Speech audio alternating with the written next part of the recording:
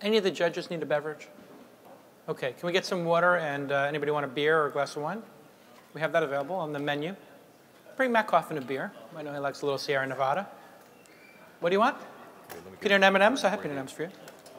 Okay, next up. We have waiter service. Okay. We're doing medical devices this year at launch. Here's our first victim. Bring some water and some Red Bulls and Diet Cokes to our panelists. Let's get them amped up here. You all sit up there? All right. Please welcome to the stage, Fantasy Politics.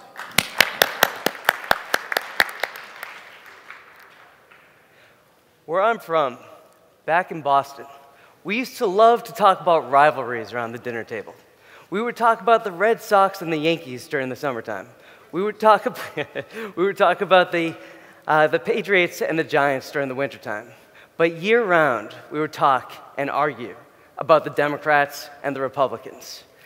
We've created a game for people who are fans of politics. It's called Fantasy Politics and applies fantasy football dynamics to the political realm.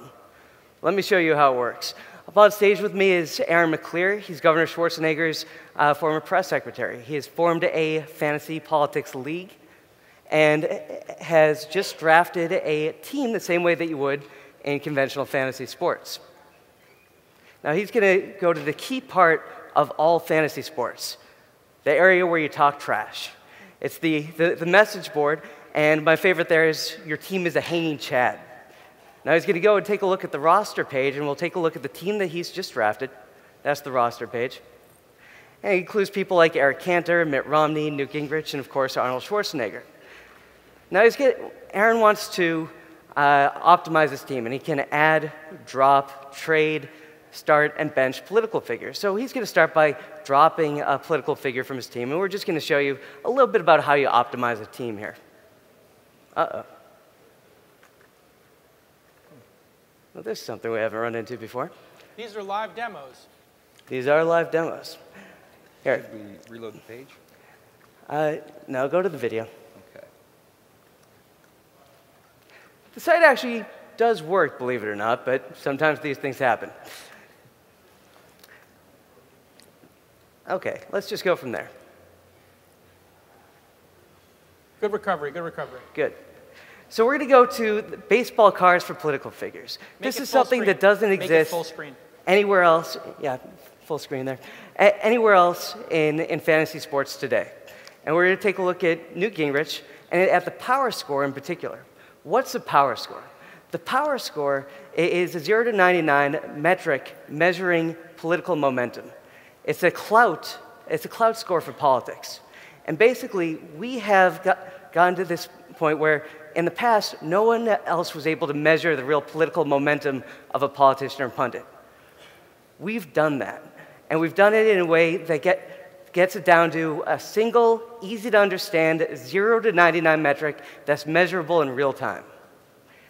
Now, what Aaron's thinking as he looks at Newt Gingrich is that, Newt really hasn't been doing too well in the Super Tuesday primaries, and despite what he may believe, he's probably not going to end up winning the presidency. So Aaron's going to go ahead and drop Newt. This is actually playing, right? Don't worry. Never worry. It's playing. Yep, it's playing. All right, perfect. Talk about why you built it while we wait. Yeah. While that's going on there, I want to, there we go, and it's going ahead and dropping Newt Gingrich. Perfect. And now he wants to add a political figure. All of America would like to do that. Zing. And he wants to add a political figure to his team. And Aaron's going to buck the conventional wisdom, and he's going to guess that global warming is going to heat up. Anybody? No, it's a terrible joke. It's going to heat up over the course of the next couple of months. And as a result, Vice President Al Gore is going to really gain a lot of political momentum. He's going to be on TV, he's going to be on radio, and Aaron wants to really be able to capture that political momentum. So he's going to search for him, make sure that Al Gore hasn't been selected by any other teams. There he is. He's just going to drag and drop him over and add him to his team. All right, so now Aaron has added Vice President Al Gore to his fantasy politics team, And I just want to leave you with this, especially since we're running a little bit low on time due to the technical snafu. Very simple concept. Over the past 100 years, people have engaged with sports in exactly the same way. And then fantasy sports came along.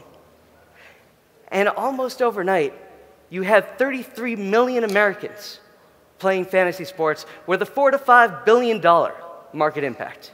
Imagine what the impact of fantasy politics could be. Thank you. And just one other thing. There's so little time left in the conference. If you want to find us after this in the demo, I will be out there waving an American flag looking ridiculous. So that's the easy way to find me. Thank you. Well done. Awesome. Great recovery. You didn't panic. You composed yourself. That's a good sign of an entrepreneur. And you got your message across loud and clear, and you had the canned demo, so a lot of credit for that. Thank you. Well done. Questions from Sky Dayton? So Now, one question. You can't be too mean to a cripple, right? Nice. Where do I go with this? How do you build consistency? I mean, politics to me is there's a Super Bowl every 4 years. I'm sorry. There's a Super Bowl every 4 years in politics. Right. And there's a bunch of little stuff that happens, but it's a huge spike and then a fall off. How do you build a consistent business? And you know, sports is happening constantly, and when NFL's over, we can move over to NBA and so on, and move back and forth. It's pretty consistent. Right. So it's a great question, and this is actually much better than sports, right? Because football, for instance, you have the season, and then it just drops off. It's gone. With politics, it goes year-round, and while you're right, every 4 years there's a peak, the base is a lot higher than you think. It turns out that 60 million people voted in the primaries in 2008. So those are like the hardcore voters. There's 45 million people who in off years are watching political cable news, going to the blogs. It is a huge, huge base of people who are deep political fans. So I had a question. So sports is very quantitative, right? There's number of points scored, number of rebounds. Your fantasy team recalculates based on kind of position plays. How does that work in this particular model? It's very qualitative. There's a lot of bantering. I understand that could be fun, but where's the quantitative aspects? So I'm so glad that you asked me that, because that's really the heart of the company. That's the most important piece. And we're very excited about the scoring, because basically what we have done is we've gone out there and we started aggregating and tracking data that no one else is tracking, right? We have more than 30 different scoring metrics, and we've aggregated them all into this single, easy-to-understand power score. And as a result, you as a player in the game can go and at a glance see how well your team or a given political figure, whether that's politician or pundit, is doing. But it's also immensely useful to media companies, right? If just about every major political media company you can think of is looking at how they can integrate our content into their programming, because there's nothing like this out there. What would be an example of that? ABC News wants us to go meet with Ben Schaefer. What I meant was, there's data. What data are you talking about? Source data. What's the source data there's that you drive? 30 factors, right? Right. How did Where they are they? manifest I themselves see in what you're Newt saying. Gingrich's implosion over the last, couple Sure. of Sorry, days, the echo weeks? is a little tough. So it ranges from conventional measures like polling data and campaign fundraising numbers to unconventional measures like Twitter followers and Facebook fans. We have partnerships with Open Secrets, with InTrade, and so we take data from all of those types of sources. And the reason why, by the way, Open Secrets and Rock the Vote as well are so fired up about us is because this is an incredible educational tool too, right? Like, this is the gateway drugs to a civic education. I mean, it's pretty unbelievable as a tool to educate young people and get them fired up about this, in addition to being a killer game that people just really want to play. I get the excitement. In fact, I'm in an investor group where we often place political bets and use InTrade to settle. So it'll be 7 days forward, 14 days forward, whatever, and we'll look at InTrade. But I certainly know, notwithstanding the fact that I really get into this, I also don't have the time to engage in this.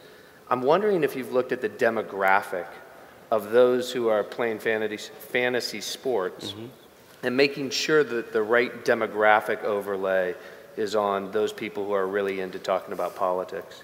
Yeah, yeah. So the group of people who play fantasy sports is very different from Zynga, right? It's males, 75% are male, 25% are female. It's between about 25 and 40, primarily college educated, and you know, to your point, a lot of them don't have a ton of time to really dig into the details, right? So and one of the key aspects of this is while you can go and spend 5 hours a day playing this. In fact, there's a study done that in fantasy sports, the average person spends about 1 to 2 hours a day playing it, but that's where productivity goes. But in our case, you can play this for 5 minutes a day, or 5 minutes a week, or 5 minutes a month, right? The examples I just showed you were gut instinct. I think, you know, Newt Gingrich is not going to do well. I think Barack Obama is going to win the election. You know, you can make those sorts of just gut judgments without ever going into the scoring, but we give you the ability to do so if you want to. I guess the bigger question is, of the 45 million people in the off year that are watching Fox News and CNN's politics, are they people between the ages, men between the ages of 20 and 45, or 20 and 40, or are they, folks between the ages of 50 and 65 who don't have a propensity to play these games? No, it's a great question. And, you know, certainly there's, especially when you take a look at, for instance, Fox News, you have an older demographic, and depending on what network you're looking at, it's different demographics. Like Current is like 28 years old. So anyway, but so it varies quite a bit. But one of the neat things about this is that it appeals much more broadly than traditional fantasy sports, right? Fantasy sports appeal to a very tight niche of people who are interested in sports. This is actually a much broader market. You've Okay, 100. Let's hear it for fantasy politics. It's just my rule. If you repeat the same fact 3 times, we're done. Yeah, I think we got the point. Yes, it's much more exciting and bigger than sports.